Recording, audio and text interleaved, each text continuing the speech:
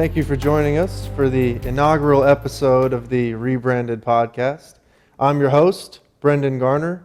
My guest today, Mr. Bill McLean. Pleasure to have you, Bill. My pleasure. Bill is a native of Winston-Salem, North Carolina. He is a graduate of Greensboro College in 1975 with a business administration degree. Retired from the Housing Authority of Winston-Salem in 2008. Continues to serve as the executive director of the Guiding Institute for Developmental Education. Member of the Governor's Crime Commission Middle District Advisory Team. He is the chairman of the board of directors for the YMCA campaigns. And I was lucky enough to have him pay for my breakfast this morning. Mr. Bill, I appreciate you joining us today. It's a pleasure to have you, sir. Well, Brandon, it is indeed a pleasure to be here, especially in this inaugural podcast. I'd like to first mention our third leg, our partner in our efforts here, Mr. Larry Minconi, who is behind the scenes but forever right here with us. And we always appreciate Larry's input and his direction.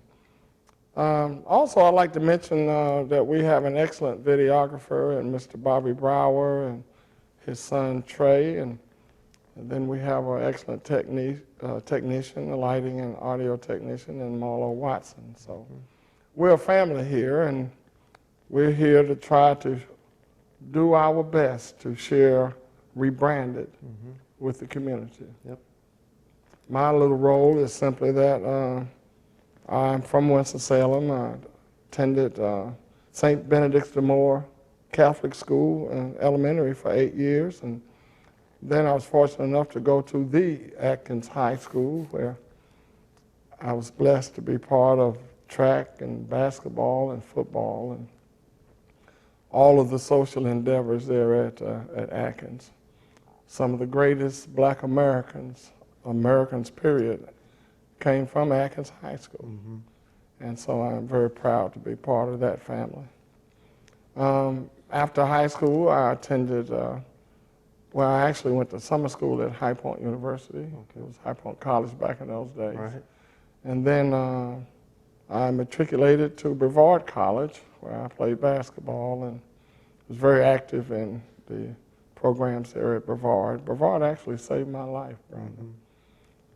It changed my perspectives about a lot of things. Coming from the inner city of Winston-Salem and being involved in the civil rights movement and even a Panther in training, a Black Panther in training at one time. My experience in Brevard actually gave me a different perspective. I'm proud to say that I'm an American. Our country is not perfect. No country is. Because our country is composed of people. And no person is perfect. But one thing I learned at Brevard, that I'm not perfect. I met a lot of wonderful people at Brevard, and I became acquainted with Mother Nature at a different level, being up in the mountains. Beautiful up there. Oh, beautiful. And I actually, it was interesting, one morning I woke up and I kept a little thermostat outside my window, and I couldn't read it. I was trying to wipe the window off to see what the temperature was. It had bottomed out. Too cold. It was too cold. And I was scared to go outdoors. It was so cold up there. But I learned a lot from that experience, and I actually got involved with students who talked about some things. You know, when we get in conversations, one of the things we're going to talk about today is racial reconciliation. And we were having those conversations back then. And I found that everybody doesn't know as much as you might think they know. Yeah. And you don't know as much as you might think you know. You know? We have to have an open mind when we talk about crucial things. Especially social things, because within our lives there is so much sin. That when we start talking in depth about it, it becomes very painful. You know that movie where they talked about you can't handle the truth. We can't handle the It's truth. true. A lot of people can't. And No. it's a lot easier to maybe point that at someone else than have an honest look at yourself and what's in there too. So we touched on a lot. Let's talk about briefly, you know, you mentioned growing up here in Winston-Salem. I'm not going to say when you were born because I don't want to date you too much. Well, But tell us about what it was like for you as a kid, the era you grew up in, right? Because a lot of times there's so much that people are talking about nowadays, right? And a man like yourself has a very interesting input and view of that situation. So tell us a little bit about growing up here and you know when that was and what that was like. Well, I was actually born in 1947. So I have a wide view, a kind of a extended view of some transitions that have occurred in this country. Major transition. Major. I was actually reared by my grandparents. Okay. And they were hard-working factory workers. Right. Many years they worked in R.J. Reynolds? Yes, Yeah. sir. Nice. Okay.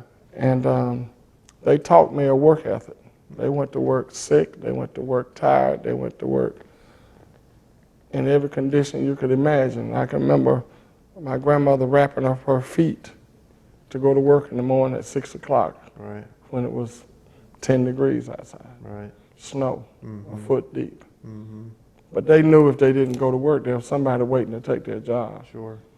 And so those experiences taught me a lot. And then growing up during the civil rights movement, I actually met Dr. Martin Luther King. Really?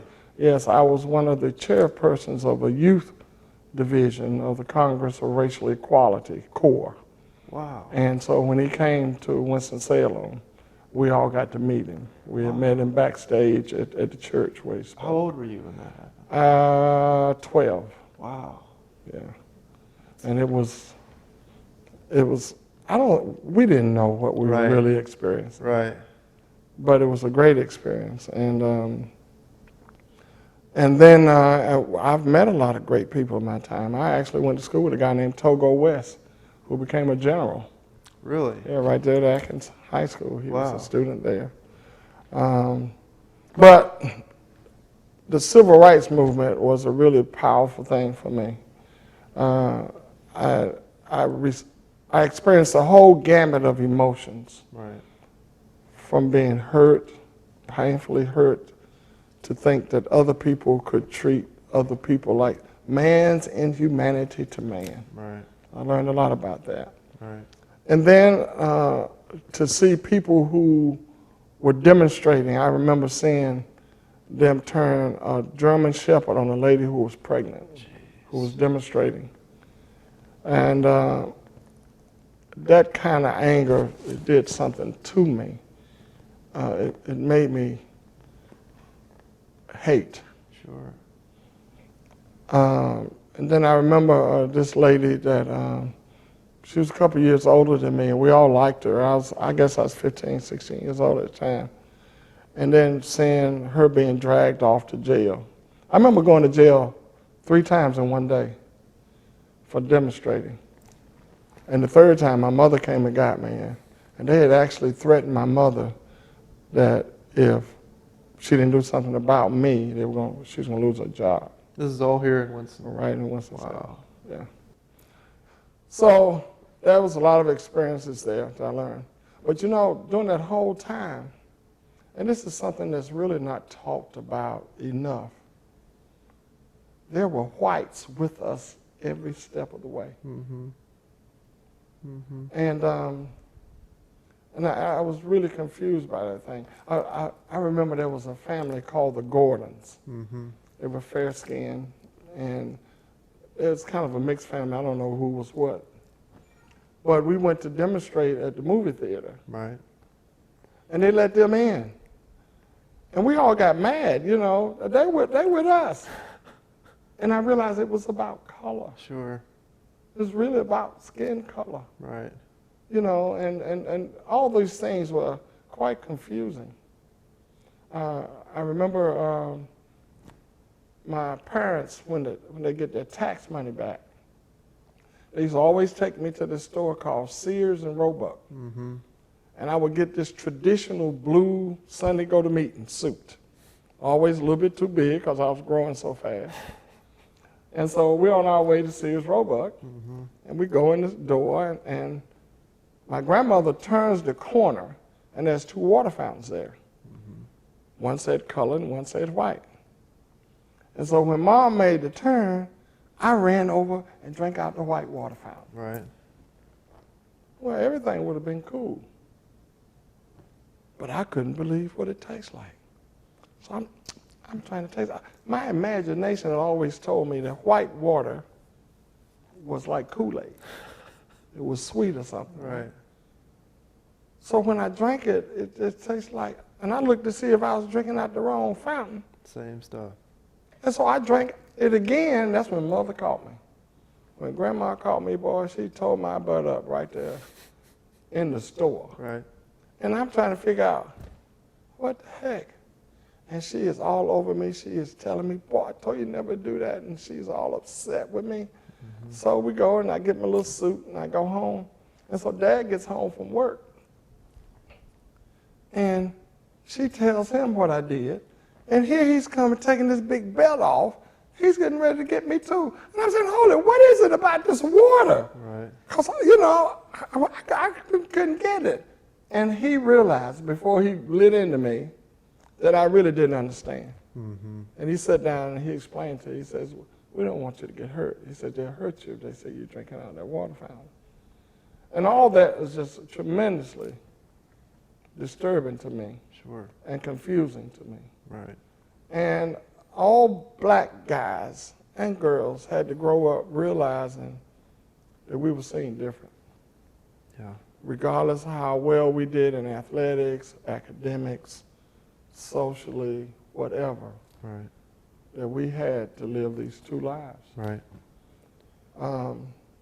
And so growing up through all that process, and I was so upset that I got involved with the Black Panther Party. Okay. And what I liked most about them was their historical perspective. Mm-hmm. Because they told the real story about black history. Sure. And, you know, it's the first time I ever heard that Columbus, what he discovered was that he was lost, you know, because there was already a country here and cultures here before Right. he even got here. Right. And they demanded that you read. And I really liked that. There were a few of them that were a little bit on the edge, and I was concerned about that as well. But right in the middle of the training process, I got a scholarship to go to college, play basketball. And so that was the end of my Black Panther career. Right. But I still continue to read, and I think the reading saved my life. My wife, who is a darling, thank God for my wife.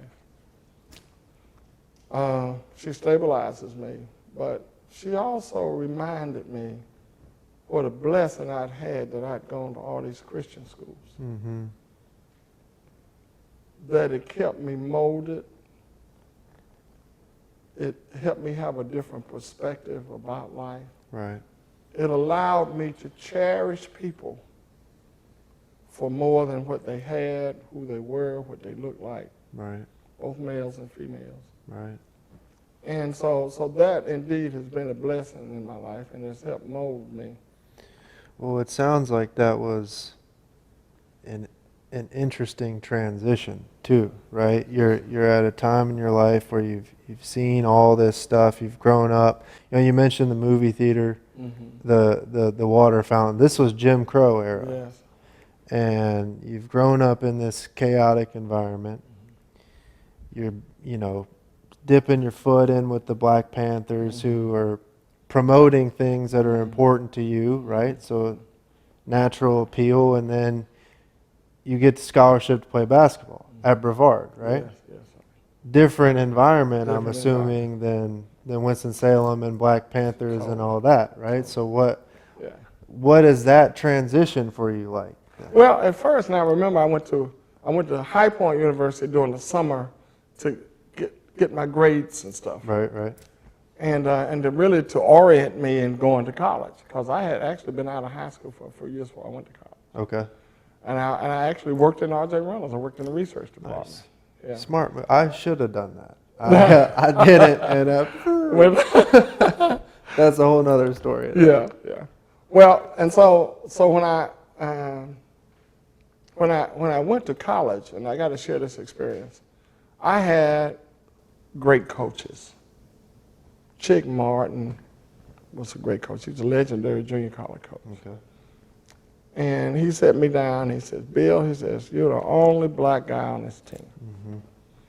He says, can you handle that? And I said, sure. I said, we're just playing ball. Sure. He says, no. He says, you're not just playing ball. Mm-hmm. He says, you're going to be a social movement on this campus. Wow.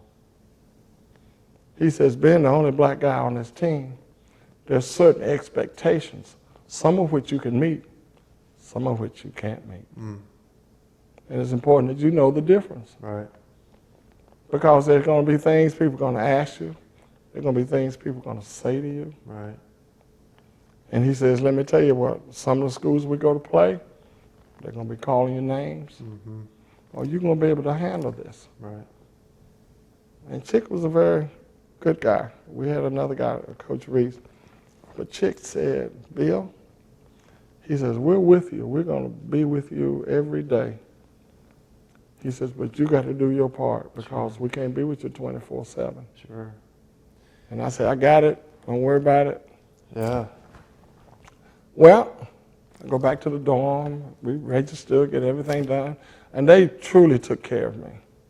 It was nothing that I needed, that I wanted. Mm-hmm.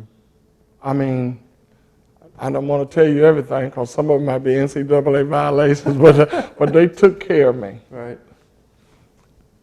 And I remember working out preseason, and I'd be so tired because I wanted to do well. I was first person in my family to go to college. Wow. And so I couldn't just mess up for Chick Martin. I couldn't mess up for my family. Sure. My grandparents had worked to give me an opportunity. Here I am with this opportunity. I could not mess it up. Right. And so I remember standing in the shower. You ever been in the shower and you feel like somebody looking at you? Uncomfortable And I looked feeling. back. Yeah. And this little boy looking at me, little white kid. So being a little bit homophobic at the time, I said, okay, I see what's going on. Right. So I go back to my room and get dressed and everything. The next day, same thing happens again, same kid. So I said, hey, man. So I was going to talk to him, right? Right. So he leaves. I said, okay. So I guess the third time, I was tired. I was late. I was thinking I was going to miss dinner, and I'm rushing trying to take a shower. And I had that creepy feeling again. And this kid was standing there looking at me. Mm-hmm. I said, what the heck are you doing? Excuse my language. Heck was not the word I used. And I take off after the kid. I'm running down the hall butt naked. We get to the door, to his room, and he runs in and opens the door, and I reach in with my shooting hand in basketball, Right. and he slams the door on my hand. Mm. I pushed the door open, and I jumped on him, and I'm wailing this kid. I can hear him hollering on the hall, fight on the hall, fight on the hall. And the kid's nose is busted, blood flying. They pulling me off of him, and then all of a sudden it hit me. You're out of school. Right. All these things people have said to you, all this opportunity, you just blew it. Right. And then I had another thought. I'm in Transylvania County. Mm. That was where the Ku Klux Klan leader lived. Mm. So I'm boxing my stuff up. I'm trying to get out of there Right. because I want to catch that evening bus going back to Asheville before the people in town find out I beat up this kid. Right. So I'm getting my stuff together because I know I'm out. There ain't no doubt about it, because the one thing Coach told me, Do not fight. Right. And so, knock on my door, boom, boom, boom. And I'm trying to figure out, is it street people? Who is it? Right. And it was the dorm director. And he says, Bill McLean? He says, yes, you need to be packing your stuff, but you're out of here. I says, okay. He says, but you got to come downstairs. He says, Coach is down there, and we need to talk to you now. So I'm looking around, so I'm trying to figure out how I'm going to get out of there. That's my only concern, is getting home. Right. And so I go downstairs, I'm sitting there. Both the coaches, the athletic director and the coach is there, the dorm director, and this kid's roommate. And we're sitting there, and Coach said, I told you, Bill, don't get in a fight. Right. And I'm saying, I'm sorry, Coach, I lost it. It's my fault. I did it.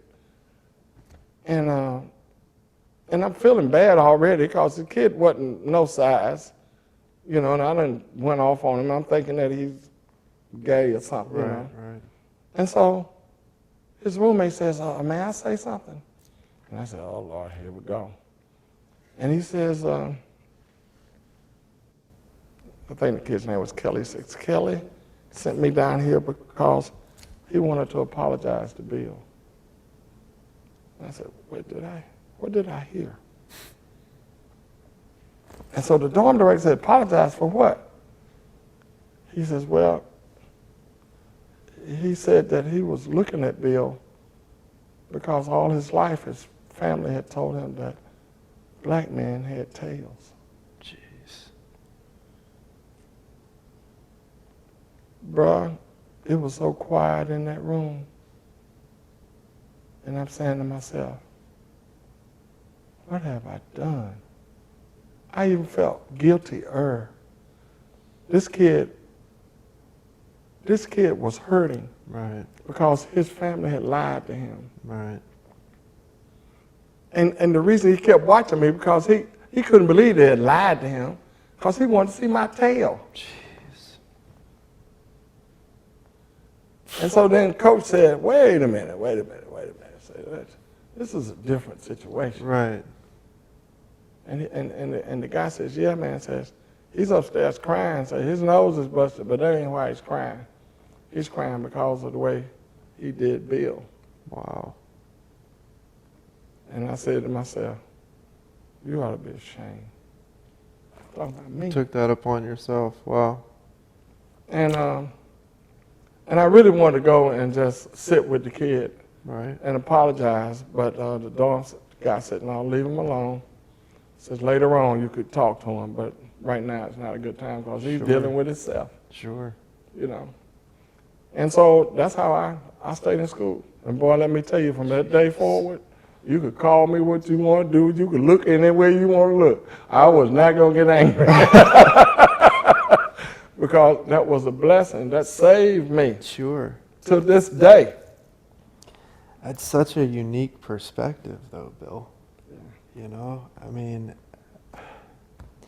I can't imagine what I would think or do or feel if somebody had said the same to me. You know, you're lucky to have that. Wise to have that perspective. It's Well, I don't know how wise I was. I didn't feel very wise at the time. I just really felt blessed yeah, that I had learned so much from that experience, yeah, and that it did not destroy my future sure. because it was right there on the line. So many things could have happened. Yeah. Wow, that's incredible. What outside of that moment, I mean, I don't think there were many other African American students at Brevard, right? I mean, what was? I think there were there were two guys on track, and one was from Trinidad and one was from the United States. His name was Reggie McAfee. He was the first black American to break the 4-minute mile. Wow, cool. Oh, yeah, the 4-minute mile, because he went to Carolina afterwards. Okay. And then there was another kid from Trinidad, and I'll think of his name in a minute, but he ran the 880 at Carolina. Okay. There was a guy named William Boshamer, who was big contributor to Brevard, who was a Carolina graduate, and a lot of kids would go. A lot of athletes there then. A lot of right? athletes, oh yeah. Okay. Yeah, and then there were two girls there. But that was it. So what? There was a guy there from Bermuda that ran track, but he was also an artist, and he taught me a lesson. What's that? Well, we had this little group of blacks, about 4 or 5 of us. We'd eat together, we'd sit together, we'd go places together. Right. But he would never associate with us. So one day, he was walking by us in the cafeteria, and one of the girls says, "Oh, he ain't black." And he stopped and says, "No, and I don't want to be." He says, "Look at y'all. Y'all all here sitting together. Y'all can't help each other." He says, "I'm an art major." He said, "I only associate with art majors because they can help me." Well, that changed my whole perspective. So I started hanging out with business majors. Right. I found out they were having study classes. They were Right. meeting with the professor, and I didn't know anything because I'm hanging out with these black dudes that can't help me. Right. And so I learned something from that perspective, you know, and that was very valuable to me.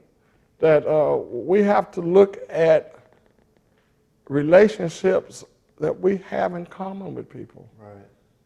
Because those are the types of relationships that help us in our growth process. Sure.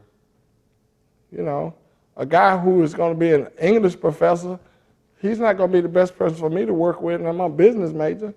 I need somebody who knows something about accounting, which is the English of business, Sure, you know. sure. And so I learned some things from that. That whole Brevard experience was very valuable. Yeah. It sounds like a powerful thing. So you look back, and so let's try to tie that into where we are as a country now, right? Because, you know, you said at the beginning, proud to be an American, right? And I am too. And we do have a number of things that we have to work on and talk about. That's right. Right? But you got a young guy who grew up in Jim Crow, who grew up in a segregated society, who's seen a number of things, right? Has seen how that has still affects the city to this day. That's right. Who's gone through situations like you just described at college, and still approaches this situation with an open mind and not an iron fist, right? Yeah. So with that in mind, what advice would you give around racial reconciliation for people that are interested, for people that want to help move this country forward? What advice would you give? Well, that is a very powerful question.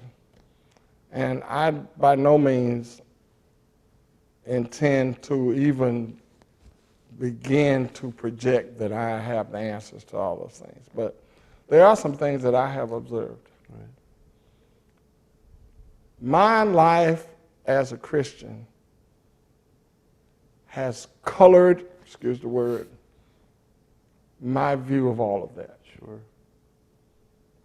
The first thing that I realized, and I realized it through my experiences in my family, in my community, in my church, in my education, in businesses, is that we first have to love. If we really don't appreciate this wonderful thing called life that God has given us, if we have no appreciation for that, we cannot come near to being problem solvers of our social issues. There's no way. Right. Because only through love can we actually make changes. Because if you and I and Larry had not come together in love, Right. then our communication would be faltered. So, and I just want to say one thing, because I agree. And you mentioned your, the Christian framework as the underpinning of all this, and it's mine as well. Yes. And so our idea of love may be different Yeah, that's good. because, as someone who doesn't have that, framework underneath, it's like if we look at Christ, love is sacrifice, right? And love is giving of yourself to someone else. And it's a hard thing to do nowadays. It's a hard thing to concede. People feel like it's weak when really it takes a strength that maybe we don't even have. It takes a strength that might be outside of you. That's right. And I just wanted to touch on that. Well, see, in our Christian walk, y'all excuse me if I get emotional here, because, I'm a tough guy, but some things really touch me. Sure. Jesus and God sacrificed for us. He reconciled the Jews and the Gentiles with his life. Right. Now, let me tell you what. I love, but laying my life down, I don't get but one of them. That's a pretty strong thing. Yeah. But he made a way for us.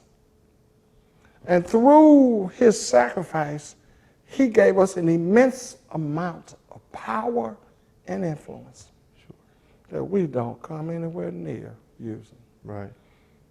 The reason that we don't recognize the miracles of the day is because we don't have the faith that we should have. We don't realize who we really are. Those who are called by his name. Right. This thing, Christian, that's a powerful thing. Now, Christian does not mean perfect. Sure. There ain't been but one of them. Wasn't me. It wasn't me.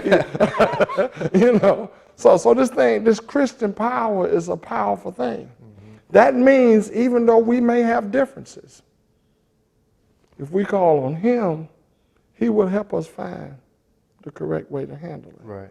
Right. See, our histories make it difficult for us to deal with our issues of the day. I look at the division in our country today, and it's scary. Yeah. It's almost like somebody is trying to make us fight each other. Sure. That is horrible. That's to look at that, to think that we're a country that's supposed to be founded on in God we trust. That because of our differences of opinion, that we're willing to hurt each other. Right. That is not godly. Sure. That is demonic. Right. And the only way that I see that we can survive this situation is that, first of all, we have to forgive. Oh, man, let me tell you, we have to forgive. And some of this stuff is hard. Yeah. It's hard, man. If you really think about the horrors of slavery,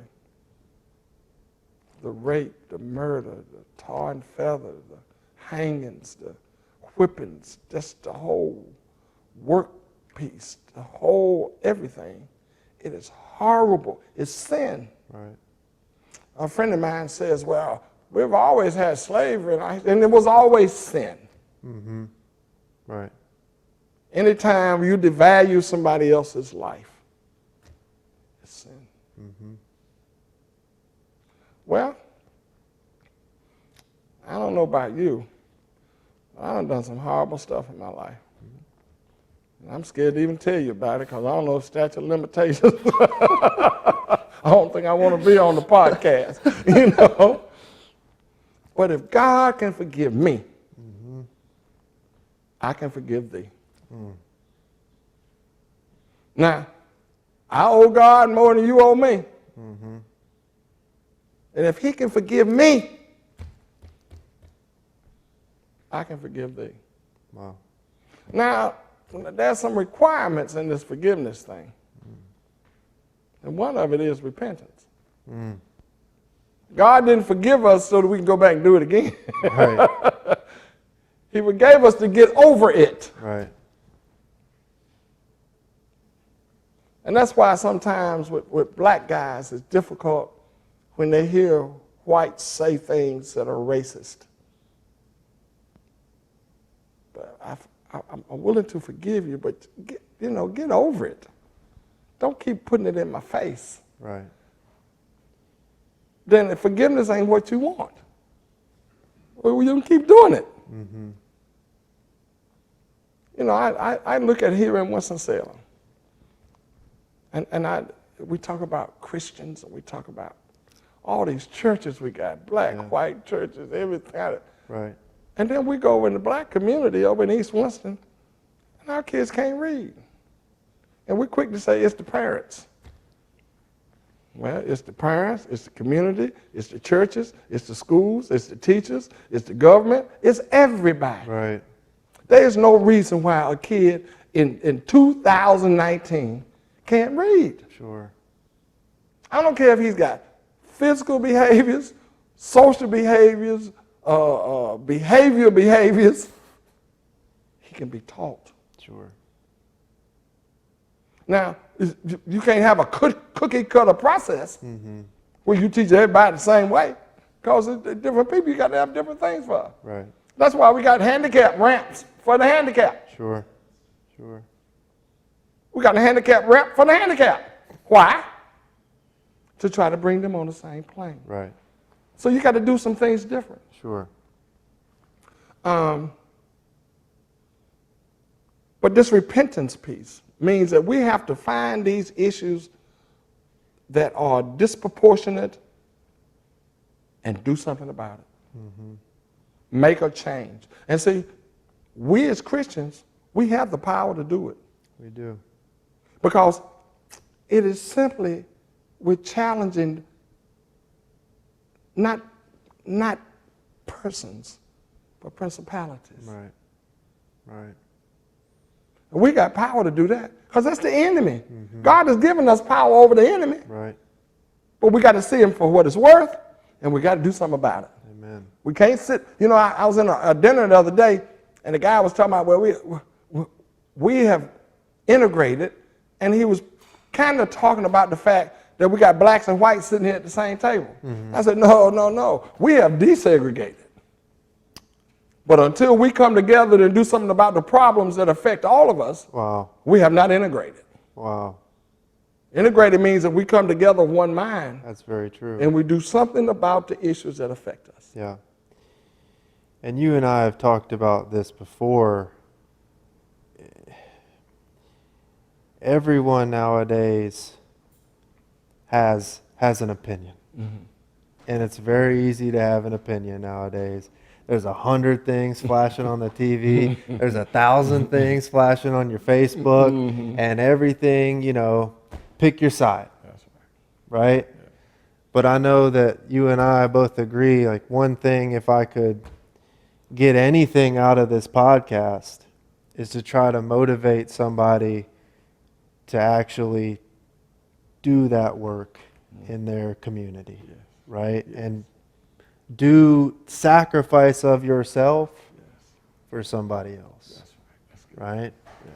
Because that's when we're really going to see substantial change.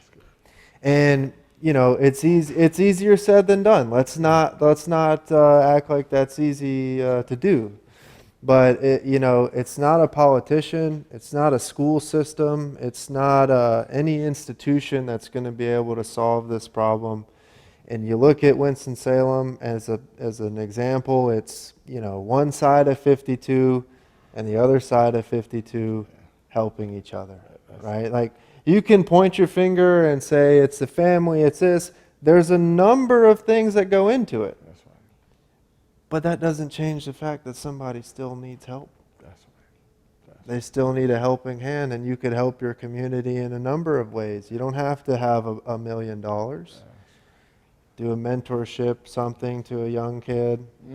There's a number of ways. What are some of the, I know that you are well known in this community for the things that you've done here locally to try to help kids. And can you tell us a little bit about some of the things you've been able to do, and then also some of the racial reconciliation pieces you've been able to work on here locally? Okay. Well, first of all, I want to make it very clear that none of us can do anything by ourselves. I have got one of the greatest staffs that works with Guiding Institute for Developmental Education. Right. They are committed people to helping these children reach their God-given potential. They sacrifice like you would not believe. Right.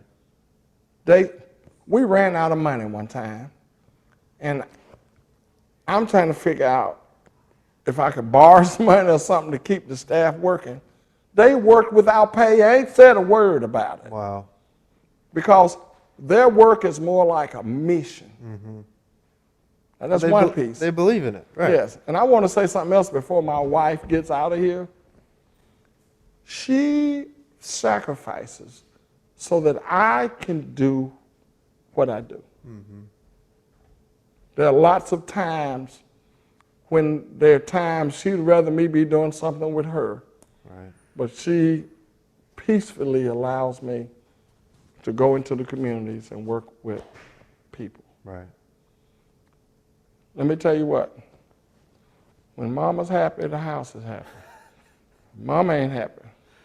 Yeah. No. We had that up in my in our washroom at home. Yeah. I didn't always read it. That's right. That's right. Should've. That's right. All right. So that now we talked a little bit initially about love, and we talked a little bit about forgiveness, Right. and we talked a little bit about repentance.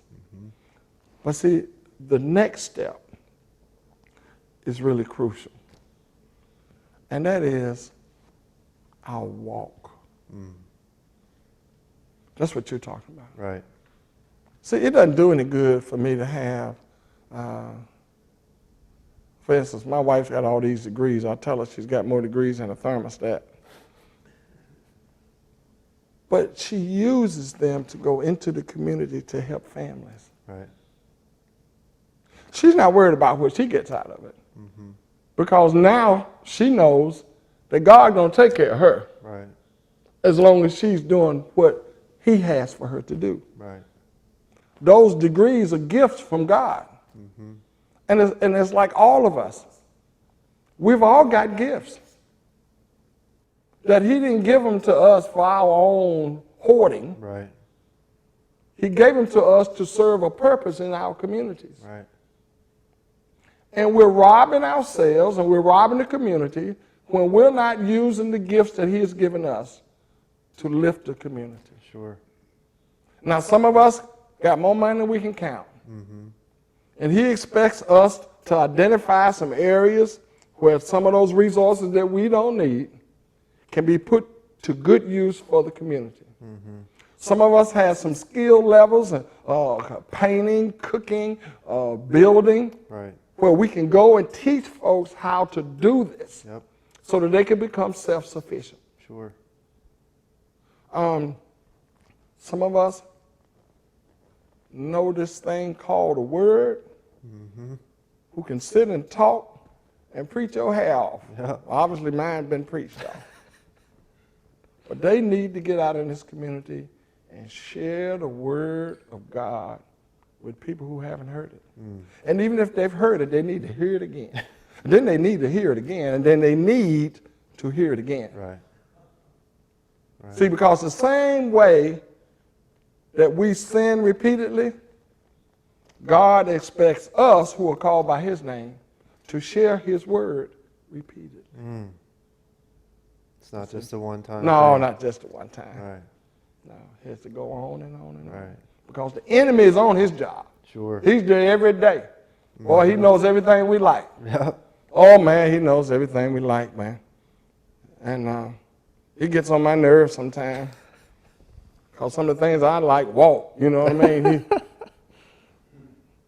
But unless we stay in touch with him on an ongoing basis, the enemy will slide in there.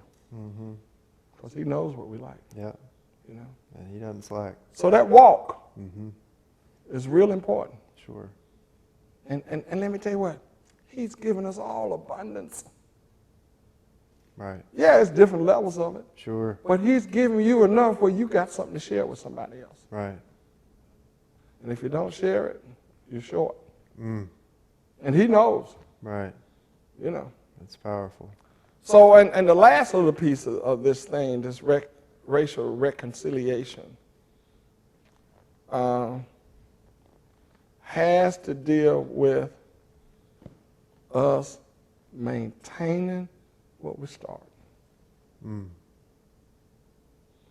You know, I know that a lot of churches and a lot of organizations think they do good when they bring some meals at Thanksgiving. That's one meal. But where are they all the rest of the week? Where are they the rest of the months? Where are they the rest of the years? Right. If the folks are hungry on Thanksgiving, you don't think they're hungry the next day? Yeah. Or the day before? Right. We have to continue what we do. That's what God does for us. He provides oxygen for us every day, doesn't he? Yeah. We got air to breathe, right? Because he knows we need it every day. Well, we need him every day. And these folks have needs that they have every day. Right.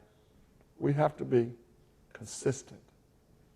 You know, I noticed something about some of the children we work with in the inner city, that the more folks go in and work with them, I see changes in the children. I see changes in the way they talk.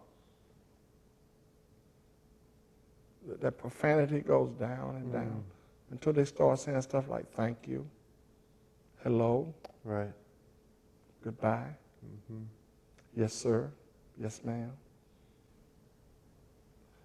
Because of the consistency. right. See now, the environment at home, people say, well, you send them back home. Well, that's fine. Yeah, but when you send them back home and there's some issues at the house that have not been countered when they're with you, you show them another option. Right. You give them a choice. And see, and as they mature, they become more able to make those choices. They know right from wrong. Sure. If they're taught right. Right. That's our obligation. It's such a blessing to me that at my age of 72, that now I see some of those older guys come back to me and say, man, I remember what you said back in 1988. Right. That means that God's word will not come back void. So you got to plant these seeds. And you got to keep on planting them. Right. And you got to water them. Right. And you got to clean the weeds out. Right. You got to be consistent. Yeah. Yeah. Bill, I tell you what, you've given us an honest and authentic example of what is a possibility when God's involved. And for that, I appreciate you. I think the lessons that you've shown today are going to be impactful. And I'm looking forward to continue this thing with you, man. I really appreciate your time, and I appreciate you as a brother. And I'm looking forward to working with you. Well, let me tell you what. I am looking forward to rebranding, becoming what Larry always says to us, to revolutionize men, to make a difference in their lives, to get them involved and to have them to take their rightful place with God's help. Amen. Thank you for your time, brother. Thank you, brother. God bless you. God bless you too. Yes, sir.